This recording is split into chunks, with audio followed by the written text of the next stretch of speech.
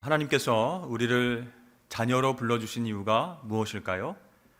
물론 우리를 사랑하셔서 우리를 자녀 삼아 주셨습니다. 그런데 또 중요한 이유가 있습니다. 그것은요, 오늘 본문 말씀 9절과 11절에 나와 있는데요, 제가 한번 읽겠습니다. 하나님이 우리를 구원하사 거룩하신 소명으로 부르심은 우리의 행위대로 하심이 아니요 오직 자기의 뜻과 영원 전부터 그리스도 예수 안에서 우리에게 주신 은혜대로 하심이라. 내가 이 복음을 위하여 선포자와 사도와 교사로 세우심을 입었노라. 아멘. 그러니까 바울은요, 예수 그리스도를 통한 복음 역사를 이루기 위해서 자기 자신과 우리들을 하나님 불러주셨다, 이렇게 말하고 있습니다. 그리고 부르신 자녀에게 주시는 특별한 은혜, 특별한 은사가 있다라고 말하고 있죠. 지금 이 편지를 쓰는 바울은 로마 감옥에 있습니다. 이제 바울의 눈에는 주님 앞에서 받을 면류관이 어른거리고 있어요.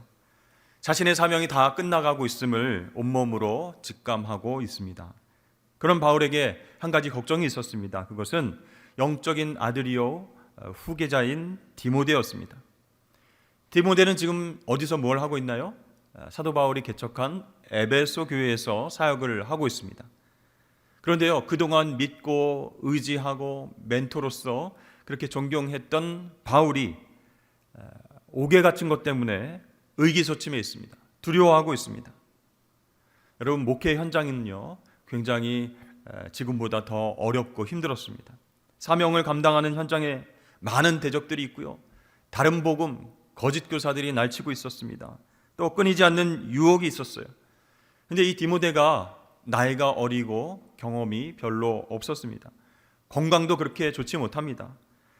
그 모든 상황을 아는 사도 바울이 아버지의 마음으로 자신의 모든 힘을 쏟아서 이 디모데를 격려하고 세우기 위해서 지금 유언과 같은 편지를 디모데에게 쓰고 있는 것이죠.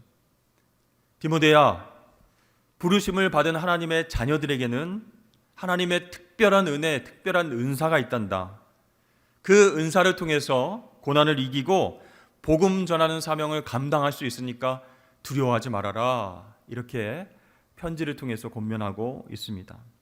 여러분, 오늘 말씀 속에서 디모데가, 또 우리가 사명을 잘 감당할 수 있도록 허락해 주신 하나님의 특별한 은사, 그것이 무엇일까요? 오늘 본문 말씀 7절에 보니까 첫 번째 은사가 능력이다, 이렇게 나와 있습니다.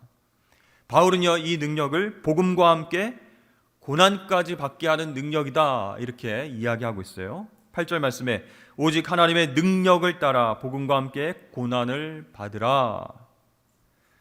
자, 아까도 말씀드렸지만 디모데는 나이가 어리고 경험이 적었다고 그랬습니다. 바울의 투옥과 안팎의 대적들로 인해서 지금 영과 육이 약해져 있어요. 그러나 하나님께서 이 모든 약함과 두려움을 이기고 주신 사명을 감당할 수 있도록 능력을 주신다라는 것이에요. 여러분, 모세가 죽은 이후에 그 뒤를 이은 여호수아, 얼마나 큰 부담이 되었겠습니까? 심각한 두려움에 빠졌습니다. 후계자로 세우심을 받고 이제 가나안 땅 나아가서 정복을 해야 되는데요, 그 사명 앞에서 두려워 떨고 있었어요. 하나님께서는 그런 여호수아를 찾아오셔서 말씀하십니다. 강하고 담대하라, 내가 너와 함께하느니라. 이렇게 하나님 만난 여호수아가 담대함으로 나아가게 되었습니다. 모든 두려움을 떨쳐내고 이스라엘 백성들을 다 이끌고 요단강을 건너고 여리고성을 무너뜨렸습니다. 그러니까 나의 능력이 아니라 하나님의 능력이 자신에게 역사하고 있음을 체험했던 것이죠. 그래서 여호수아는 더 담대해져서 마침내 가나안 땅을 정복하고 하나님 주신 사명을 감당할 수 있었습니다. 또 예수님께서 십자가에서 죽으신 직후에 제자들은 두려워서 숨어 있었습니다. 예수의 제자라는 것이 발각되면 우리도 주님처럼 십자가에서 죽겠다, 이런 생각 때문에 벌벌 떨면서 숨어 있었습니다. 그때 부활하신 주님이 제자들을 찾아오셨습니다. 이 제자들은요, 사망 권세를 이기시고 진짜 부활하셔서 찾아오신 예수님을 만났습니다. 그리고 그들을 사로잡고 있었던 그 두려움의 사슬에서 벗어나서 놀라운 하나님의 능력을 체험하게 됩니다. 예수님께서 부활 승천하신 이후에 약속하신 성령을 오순절날 부어주셨죠. 불같이 바람같이 임한 그 성령의 임재를 체험한 제자들이요, 다락방 문을 힘차게 열어젖히고 밖으로 나아가서 담대하게 복음을 전하게 되었습니다. 그렇습니다. 부르신 하나님의 자녀들에게 주시는 은사는 바로 능력이라는 것이에요. 어떤 능력을 은사로 주십니까? 특별히 두려움을 이겨내는 능력을 우리에게 주시는 줄로 믿습니다. 그래서 이 복음과 함께 고난까지도 이겨낼 수 있게 된다라고 바울은 권면하고 있는 것이죠. 지난주 금요일에 목자 연수가 시작됐습니다. 각 동산마다 새롭게 세워진 목자분들이 계셔서 함께 환영을 했습니다. 그런데요, 이 새롭게 된 목자분들이 많이 두려워하실 것 같아요. 내가 리더가 되어서 어떻게 이 목장교회를 인도를 할까? 모였을 때 예배를 어떻게 인도를 할까? 나보다 신앙 좋으신 분들 많을 텐데 내가 과연 목자로서 잘 감당할 수 있을까? 고민과 걱정과 두려움이 많으실 것입니다. 또한 1:1 제자 양육이 이제 곧 시작되게 될 텐데, 양육을 하시는 분들이 동반자들을 만나면 내가 어떻게 이 말씀을 가르칠 수 있을까? 어떻게 삶을 적용하면서 인도해낼 수 있을까? 두려워하시는 분들도 계실 것입니다. 그런데 여러분, 하나님께서 우리를 그 자리로 부르셨기 때문에 걱정할 것이 없습니다. 그 사명을 감당할 능력이 내 안에서 나오는 것이 아니라 바로 하나님으로부터 나온다라는 사실을 믿고 기도하시기를 바랍니다. 그때 하나님께서 우리에게 능력을 주시는 거예요. 감당할 수 있는 귀한 능력을 주십니다. 여러분, 모세와 여호수아, 또 사도 바울과 디모데, 그렇게 능력을 계속해서 연이어 허락하여 주신 하나님께서 저와 여러분들에게도 사명을 감당할 때 생기는 그 두려움을 극복할 수 있는 구체적인 능력을 허락하실 줄로 믿습니다. 자, 하나님께서 우리에게 사명을 잘 감당하도록 주시는 두 번째 은사는 바로 사랑입니다. 이 사랑은요, 능력과 짝을 이룬다라고 말할 수 있습니다. 자, 주님께서 행하신 기적과 베풀어 주신 놀라운 능력, 그것은요, 고통당하는 영혼을 긍휼히 여기는 마음, 사랑하는 마음에서 비롯된 것이다 라고 할 수 있어요. 그래서 주님의 베푸신 능력과 사랑은 같이 짝을 이루어서 나타난다는 것이죠. 그러면 예수님의 부활의 능력은 어디에서 왔습니까? 바로 십자가 사랑에서부터 왔다라는 것이에요. 초대교회도요, 성령의 능력과 함께 사랑의 역사가 함께 나타나서 많은 사람들을 같이 먹을 것을 나누고 배려하고 같이 예배드리고 전도하는 놀라운 일들이 일어났습니다. 또 가난하고 불쌍한 그 민족들을 사랑하는 마음이 놀라운 선교의 역사를 이루게 한다라는 것이죠. 또 교회 안에서 서로 사랑하고 섬기는 마음이 하나님의 교회, 하나님 나라를 세우는 능력이 된다라는 것이죠. 그래서 사도 바울은요, 사랑과 기도로 디모데를 후원하고 권면했습니다. 그래서 디모데는요, 비록 옥중에 있는 바울이 편지글로 권면하고 힘을 줬지만 하나님의 능력을 경험하면서 사명을 감당할 수 있었습니다. 그러므로 여러분, 사랑의 은사를 사모하실 수 있기를 주의 이름 축복합니다. 이 사랑이라고 하는 것은요, 내 안에서 나오는 것은 한계가 있어요. 바로 하늘의 능력을 받아서 이 사랑을 펼칠 수 있어야 됩니다. 그렇기 때문에 모든 두려움을 이기는 힘이 된다라는 것이죠. 교통사고가 나서요, 아이가 차 밑에 깔리게 되었을 때 한숨에 달려가가지고 차를 들고 아이를 꺼내내는 그 어머니의 이야기를 여러분 들어보셨을 것입니다. 어떻게 그것이 가능할까요? 위급한 상황 속에서 초인적인 힘을 발휘하는 모성애 때문입니다. 자녀를 사랑하기 때문에 위험 가운데에 두려움 없이 뛰어들어서 엄청난 힘을 발휘하는 것입니다. 요한일서 4장 18절 말씀에 이렇게 나와 있습니다. 사랑 안에 두려움이 없고 온전한 사랑이 두려움을 내쫓나니. 그렇습니다. 우리가 서로 사랑하면요, 하나님이 우리 안에 거하시고 그분의 사랑이 우리 안에서 온전히 이루어지게 된다라는 것이에요.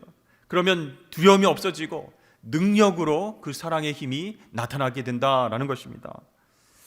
혹시 여러분들 가운데 교회학교 교사로 섬기시는 분들이 계실 거예요.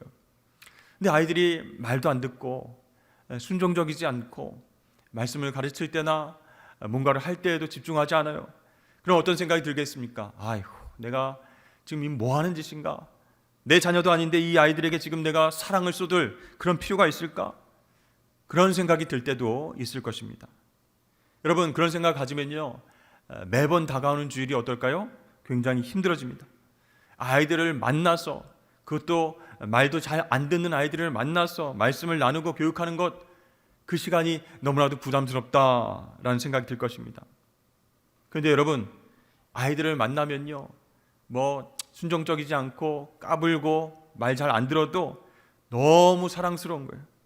그래서 뭔가 하나라도 더 가르쳐주고 싶고, 또 밥도 사주고 간식도 사주고 싶은 그런 마음이 넘쳐난다면 그것은 하나님께서 부어주신 사랑의 은사 때문이다라는 것이죠.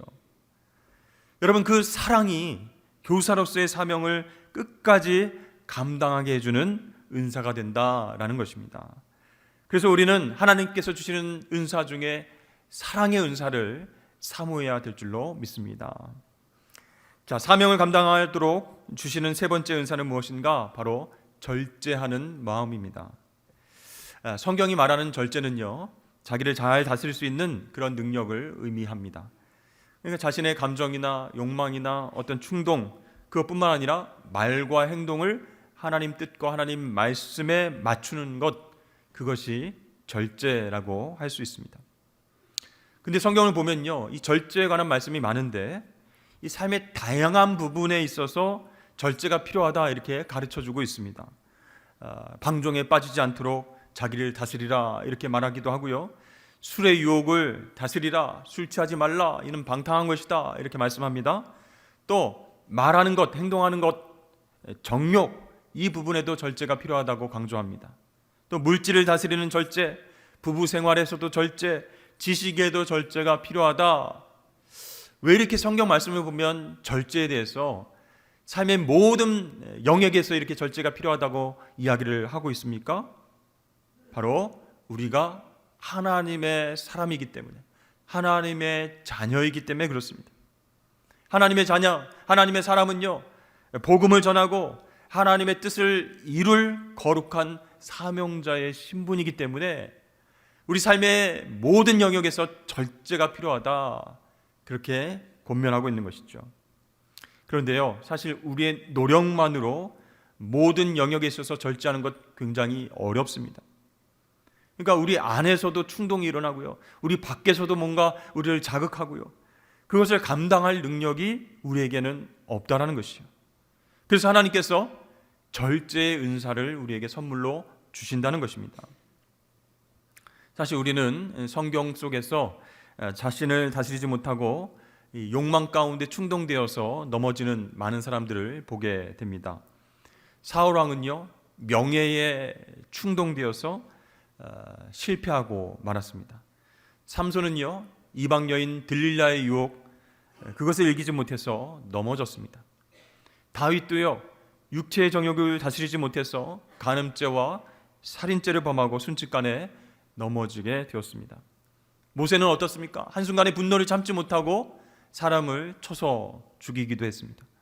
가룟 유다는요, 예수님의 제자로 부르심을 받아서 사명을 감당하고 있는데 사탄의 유혹 때문에 예수님을 팔아 넘겼습니다. 우리는 또한 종종 사회 지도자나 저명한 인사들이 갑자기 추락하면서 그동안 쌓았던 모든 업적들과 또 공적들이 한꺼번에 무너지는 그런 일들도 보게 됩니다. 또 안타까운 것은요, 교회 안에서도 이런 모습들을 많이 찾아볼 수 있다는 것이죠. 여러분, 왜 은혜 받은 사람들이, 하나님의 자녀들이 이렇게 절제하지 못하고 넘어지게 되는 것일까요? 하나님께서 우리에게 주신 그 절제의 은사를 잘 활용하지 못했기 때문입니다. 하나님 주신 절제하는 마음을 따르지 않았기 때문에 한순간에 무너져 내린 것이죠. 여기서 우리는 아주 중요한 교훈을 얻게 됩니다. 바로 하나님께서 주신 절제하는 마음을 따르는 것, 그것을 무시하지 않고 순종하는 것, 그것이 얼마나 중요한가, 그것을 깨닫게 된다는 것이죠. 자, 성경은요, 어떨 때의 절제를 감당할 수 있는가? 바로 성령의 인도함을 따라 행할 때 육체의 욕심을 이길 수 있다라고 말씀하고 있습니다. 그러니까 성령께서 인도하시는 대로 순종할 때 사랑, 희락, 화평, 오래 참음, 자비, 양성, 충성, 온유, 절제, 이 열매를 얻게 된다라고 말씀하고 있어요. 절제하는 일에도 영적인 훈련이 필요하다라고 말씀하고 있습니다. 미국의 스포츠 방송 ESPN에서 20세기 가장 유명한 운동선수 100명을 발표한 적이 있습니다. 그런데요, 그 중에 놀랍게도 동물 한 마리가 포함되어 있습니다. 그것은 시크릿 테리엇이라고 하는 이름의 경주마입니다. 이 말은요, 1991년부터 1995년까지 세계의 경주마 경기를 모두 석권한 뛰어난 말이에요. 이 말이 어떻게 이렇게 뛰어난 경주마가 될 수 있었는가? 거기에 대한 유명한 일화가 있습니다. 이 조련사들이 여러 말들을 함께 훈련시킵니다. 그런데요, 일주일 동안 마실 물을 주지 않고 굉장히 힘든 훈련을 시켜요. 그래서 일주일 후에 이 말들을 시냇가로 데려갑니다. 어떻게 됐겠습니까? 모든 말들이 미친 듯이 막 시냇가로 달려갑니다. 물을 먹기 위해서. 일주일 동안 물을 못 마셨으니까 얼마나 힘들었겠습니까? 그러니까 시냇가로 다 달려갑니다. 그때 조련사들이 명령합니다. 멈춰라, 돌아와라, 이렇게 외쳤어요. 그런데요, 모든 말들이 말을 듣지 않습니다. 그대로 달려가서 시냇물을 벌컥벌컥 먹고 있는데 딱 한 마리, 달리던 걸음 멈추고 돌아온 유일한 말이 바로 시크릿 테리엇, 이 한 마리만이 그 조련사의 말에 순종해서 물을 마시지 않고 돌아왔다라고 합니다. 이렇게 조련사의 말을 철저히 따르는 그 훈련에 성공한 시크릿 테리엇, 그 말이 세상에서 가장 뛰어난 최고의 경주마가 될 수 있었다라는 것이죠. 여러분, 우리 예수님은요, 겟세마네 동산에서 기도하심으로 자신의 뜻을 내려놓으시고 하나님 뜻에 순종하심으로 십자가 구속 사역을 완성하셨습니다. 그러니까 여러분, 이 구원의 역사가 쉽게 된 게 아니에요. 철저히 인내하고 절제하신 예수님의 순종의 결과로 만들어진 것이 바로 구원의 역사인 줄로 믿습니다. 바울도 어떻습니까? 능력과 사랑으로 복음을 전하고 그렇게 놀라운 회심의 역사를 경험하고 기적을 베풀고 그런 이후에 날마다 자기를 쳐서 복종시켰다라고 이야기하고 있어요. 왜 그랬죠? 그만하면 잘했잖아요. 그만큼 전도하고 열매 맺으면 정말 훌륭한 것이잖아요. 그러나 사도 바울은 날마다 자기를 쳤습니다. 오라 나는 공고한 자로다, 그렇게 얘기를 했습니다. 나는 죄인 중에 괴수로다, 이렇게 얘기하면서 날마다 회개하고 자기 반성을 했다라는 것이죠. 왜 그렇습니까? 복음이 전파되는 곳과 하나님 뜻이 이루어지는 그곳에는 반드시 유혹과 영적 싸움이 있다는 것을 알았기 때문이에요. 여러분, 오늘날 사회적으로 개인적으로 우리가 절제하지 못하게끔 만드는 중독이 큰 문제로 떠오르고 있습니다. 옛날에도 그랬지만 요즘은요, 게임이 워낙 산업이 방대해졌기 때문에 게임에 중독된 아동, 청소년들이 점점 더 많아진다는 것이에요. 그런데 한번 게임에 깊이 빠지면 밤을 꼬박 새우는 일이 빈번하다라는 것이에요. 그 나이 때 건강하게 운동도 하고 또 공부도 하고 친구들과 교제하고 취미생활을 하면서 그렇게 성장해야 될 나이인데 그 모든 관계와 모든 관계 맺음이 힘든 거예요. 그래서 혼자 방에서 게임하는 것을 더 좋아하는 우리 아이들, 청소년들이 많아졌다는 것이죠. 그렇게 집중하면서 하다 보니까 뭐 아이템을 사야 되기 때문에 부모님께 또 돈을 달라고 하고 그것이 더 커지면은 더 큰 범죄로 이어지게 된다는 것이에요. 게임을 자제해라, 그만해라 이렇게 권면하는 부모나 가족들, 그들에게 폭력을 행사하는 안타까운 일도 벌어지고 있다는 것입니다. 뭐 우리 아이들, 청소년뿐만이 아닙니다. 이 중독의 문제는 우리 깊숙이 파고들어 있죠. 요즘 우리 국민들도요, 유튜브를 이용하는 시간이 카톡을 이용하는 시간 뛰어넘었다, 이런 뉴스가 있었습니다. 여러분, 유튜브 안에는요, 정치, 경제, 사회, 문화, 교육, 뭐 굉장히 많은 다양한 컨텐츠들이 있습니다. 요즘은요, 또 쇼츠라고 해서 짧은 시간 30초에서 1, 2분 안에 재미있고 자극적인 영상들을 만들어서 계속 보여줍니다. 그러니까 어떤 분은 이 잠들 무렵에 그냥 호기심으로 이렇게 아무 생각 없이 보다가 몇 시간이 막 훌쩍 지나가고 새벽이 왔다, 이런 사람도 있다는 것이에요. 자, 우리 사회는 이렇게 게임과 도박 중독, 알코올과 인터넷 중독이 심각하게 퍼져 있는 그런 사회 속에서 살아가고 있다는 것이죠.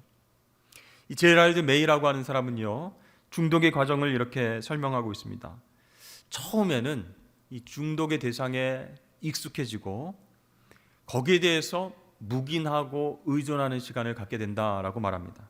그러면 조금씩 자신의 몸과 마음, 이 영이 반응하는 능력이 줄어들게 된다라고 얘기합니다. 그리고 시간이 지날수록 자기가 계속 중독적인 행동을 하는데 그것을 정당화하고 계속해서 지속한다라는 거예요. 내가 원하지 않으면 나는 언제든지 멈출 수 있어. 잠깐 동안만 허락하는 거야. 이런 마음을 가지고 계속한다는 거예요. 이렇게 점점 의지가 약해지다가 결국 저항하지 못하고 중독 대상에 계속해서 깊이 빠져들게 된다라고 이야기를 하고 있습니다. 굉장히 무서운 것이죠. 여러분, 그렇다면 우리 그리스도인들 중독에 대해서 자유로울까요? 아닙니다. 우리도 굉장히 위험스럽습니다. 그렇다면 우리는 어떻게 이 중독의 문제를 해결할 수 있겠습니까? 우리의 마음 가운데 있는 집착과 욕심, 그것이 막 뿌리를 내리려고 하고요, 유혹이 계속되려고 할 때 No, 아니야 라고 말할 수 있어야 됩니다. 그렇게 말하고 끊어내지 못하면요, 그 욕구가 굉장히 점점 커지고 장성해지게 됩니다. 그리고 그것이 자라서 파멸에 이르게끔 된다 라고 야고보 사도는 이야기하고 있습니다. 야고보서 1장 15절 말씀에 욕심이 잉태한즉 죄를 낳고 죄가 장성한즉 사망을 낳느니라, 그렇게 말씀하고 있습니다. 그런데요, 우리가 의지적으로 No, 아니요 라고 거절하고 절제하는 것, 실질적으로 참 쉽지 않다는 거예요. 너무 어렵습니다. 우리 그리스도인들이 어떻게 하면 중독되지 않고 유혹에 흔들리지 않고 절제할 수 있을까요? 여러분, 이 절제는요, 성령의 도우심으로 가능하다는 거예요. 그래서 이 절제가 성령의 열매입니다. 사실 여러분, 우리의 욕망과 욕심은요, 하나님 품에서 멀어지면서 시작됐다라고 말할 수 있어요. 따라서 하나님 품으로 다시 돌아갈 수 있도록 성령께서 권면하시고 인도하실 때 우리가 순종해야 됩니다. 그래야 중독을 끊어낼 수 있는 거예요. 그래야 절제할 수 있다라는 것이죠. 자, 예를 들어서 우리가 인터넷과 유튜브 신청에 너무 많은 시간을 뺏기고 있다라고 한다면 한순간에 내가 NO 하고 딱 안 할 수 있을까요? 한두 번은 되겠지만 계속 또 손이 가는 거예요. 그것은요, 이미 뇌에서 도파민이 활성화되어 있기 때문에 그것을 봄으로써 또 기쁘고 또 마음의 만족감을 느끼게 되어 있는 상태가 되었다는 것이죠. 자, 만약에 그렇다면 그 시간과 에너지를 긍정적인 방향으로 돌리는 것입니다. 방향을 트는 것이죠. 예를 들어서 또다시 유튜브를 보고 싶다, 또다시 중독의 대상을 찾고 싶다 라는 생각이 들 때 방향을 틀어서 어떻게 해요? 밖으로 나가서 산책을 하든지 운동에 집중을 하는 것입니다. 또 그럼에도 또다시 힘들어질 때는 어떻게 해야 되겠습니까? 하나님 말씀을 펼치고 읽는 거예요. 묵상하고 암송하는 것이요. 그것도 힘들다라고 한다면 내가 있는 거실, 책상, 안방 이런 부분들 깨끗이 청소하면서 그쪽으로 쏠리려고 하는 에너지를 긍정적인 방향으로 돌려야 된다라는 것이죠. 그것이 중독 대상을 끊을 수 있는 하나의 방법이 된다라고 할 수 있습니다. 이 칼 융이라고 하는 사람은요, 이 중독자를 연구를 했는데 알코올 중독, 성 중독, 무슨 중독, 모든 중독자를 연구하면서 이런 결론에 이르게 됐습니다. 중독자는 근본적으로 하나님과의 관계에 대한 대체물이다. 보상 심리로 인해서 중독 물질을 찾게 된다라고 말했어요. 그러니까 하나님과의 관계가 멀어질수록 탐욕과 그로 말미암은 중독적인 성향이 깊이 뿌리를 내리게 된다, 그런 뜻이에요. 그래서 이 중독, 그것을 해결할 수 있는 방법, 바로 절제의 은사를 통해서 하나님 앞으로 점점 더 가까이 나가는 것뿐이다 라고 할 수 있어요. 여러분, 우리에겐 소망이 있습니다. 중독과 죄에 무력화된 우리를 하나님께서 그리스도의 피값을 지불하심으로 이미 구속하신 줄로 믿습니다. 이제 죄의 종이 아니라 하나님의 종이 되었어요. 하나님 은혜에 사로잡힌 바 되었다라는 것이요, 이 복음에 소망이 있다라는 것입니다. 그리고 복음에 합당한 사명을 감당케 하시려고 하나님께서 나에게 절제의 은사를 주셨지, 그것을 꼭 기억하실 수 있어야 됩니다. 사도 바울이 이렇게 얘기했습니다. 모든 것이 내게 가하나 다 유익한 것이 아니요 모든 것이 내게 가하나 내가 무엇에든지 얽매이지 아니하리라. 아멘. 여러분, 뭐든지 다 할 수 있습니다. 다 즐길 수 있고 취미생활 할 수 있고 좋은 거 하실 수 있어요. 그런 자유가 나에게 있지만 절제하면서 그것에 얽매이지 않겠다, 육체의 욕심으로 변질되지 않겠다라고 결단해야 된다라는 것이죠. 그렇습니다. 하나님께서 우리에게 절제하는 마음을, 은사를 허락하신 이유가 여기 있습니다. 청결한 마음으로 하나님 사람답게 하나님 주신 사명을 감당할 수 있게 하시려고 절제의 은사를 우리에게 주신 거예요. 다시 말하면 부르신 사명의 목적을 이루기 위해서 은사를 주셨다라는 것이죠. 오늘 본문 말씀을 통해서 세 가지 은사를 주셨다, 이렇게 우리가 배웠습니다. 첫 번째, 능력의 은사를 주심으로 말미암아 복음을 위한 고난까지도 이기게 하셨다. 두 번째, 어떤 은사예요? 사랑의 은사를 주셔서 복음과 하나님 나라를 위해서 끝까지 섬기게 하셨다라는 것이죠. 마지막으로 절제의 마음을 주셔서 모든 탐욕과 욕심과 중독에 대해서 NO, 아니야 라고 말하고 성령께 순종하면서 하나님께 더 가까워지고, 그래서 하나님 사명을 감당할 수 있도록 절제 은사를 주셨다라고 말씀하고 있습니다. 사순절을 보내고 있는 우리가 오늘 말씀을 기억하면서 특별히 절제의 열매를 맺는 저와 여러분들 다 되실 수 있기를 주의 이름 축복합니다. 특별히 먹는 것, 보는 것, 즐겨 행하는 것 다 자유입니다. 그러나 그 자유로 또다시 육체의 노예가 되는 것, 그걸 하나님이 원하지 않으시죠. 그래서 우리에게 능력과 사랑과 절제라는 은혜를 주셨다라는 것을 기억하시고, 정말 우리가 중독의 대상, 그 대상으로 가까이 나갈 때에 절제해야지, 성령께서 인도하시는 대로 다시 나아가야지, 방향을 바꿔야지, 이렇게 결단하시는 저와 여러분 되시길 바랍니다.